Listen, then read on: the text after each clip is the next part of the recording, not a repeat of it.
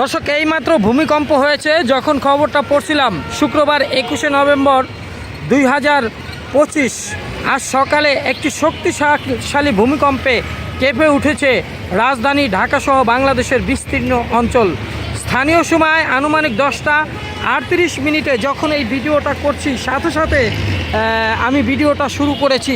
দেখুন, মানুষজন রাস্তাঘাটে নেমে আসছে অলরেডি, এবং এই ভূমিকম্পের তীব্রতায় রাজধানী ঢাকা এবং দেশের অন্যান্য স্থানে আতঙ্ক ছড়িয়ে পড়ে। বহু মানুষ ঘর ও কর্মস্থল ছেড়ে নিচে নেমে আসে এবং প্রাথমিকভাবে কয়েকটি সংবাদ মাধ্যম ভয়াবহ ভূমিকম্প বলে উল্লেখ করেছে। তবে এখন পর্যন্ত কোনো প্রকার ক্ষয়ক্ষতির তথ্য আসেনি।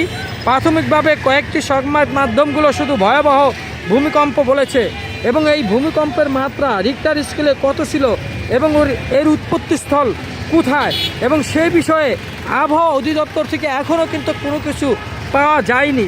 তবে প্রতিক্রিয়া কিন্তু চলছে। তবে অনেক সংবাদ উৎস জানিয়েছে যে ভূমিকম্পটি ঢাকাসহ দেশের বিভিন্ন স্থানে জোরালোভাবে অনুভূত হয়েছে, এবং ভূমিকম্পর পরই বিভিন্ন জায়গায় থেকে ক্ষয়ক্ষতির খবর জানার চেষ্টা করছে। আপনাদের এলাকায় কোনো ক্ষয়ক্ষতি হচ্ছে কিনা সেটা জানান।